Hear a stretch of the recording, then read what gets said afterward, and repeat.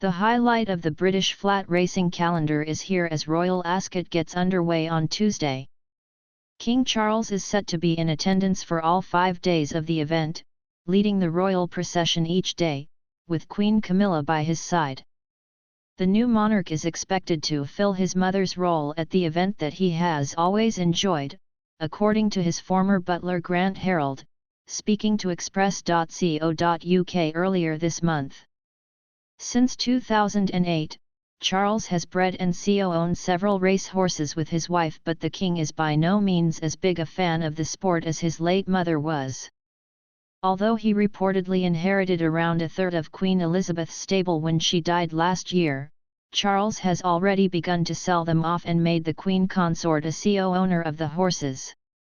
At the time of her death, the Queen owned more than 100 horses, and, according to Paddy Power, she amassed some £10 million in prize money over the years.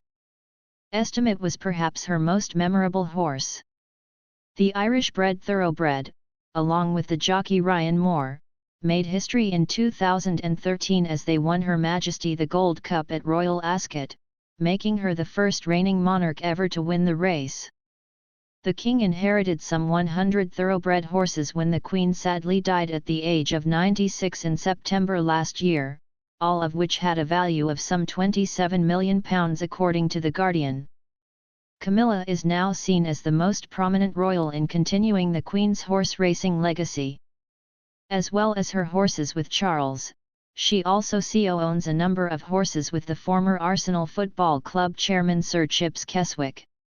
In keeping with his mother's tradition of selling horses at the Tattersall's sales in Newmarket, Charles sold 14 horses, reportedly taking home more £1 million.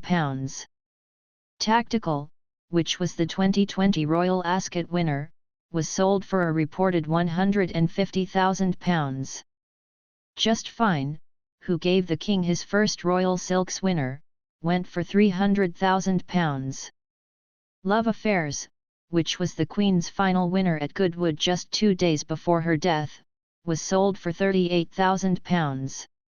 According to the Guardian report, published in April, almost 30 horses were sold within the first few weeks after the Queen's death, making Charles £2.25 million. It is thought that the royal breeding operation at the Royal Sandringham Stud in Norfolk will wind down over the next few years until it eventually stops being a commercial operation. In 3 years, the site, which has been at the centre of the royal family's racing interests since it was established by Edward VII in 1886, could be a museum. A source told the Daily Mail, the Royal Stud could be a museum in 3 years. It would be a real shame. The connection between the family and the horse racing industry will continue. The desire is to continue with the traditions and connections with Royal Ascot, but not on the same scale as Her Majesty because she had a passion. Royal Ascot has paid tribute to the Queen, who developed a love of the sport over her 70-year reign, by changing the Platinum Jubilee Stakes, a 6-furlong sprint, to the Queen Elizabeth II Jubilee Stakes. Royal Ascot 2023 is scheduled to run from Tuesday, June 20 until Saturday, June 24.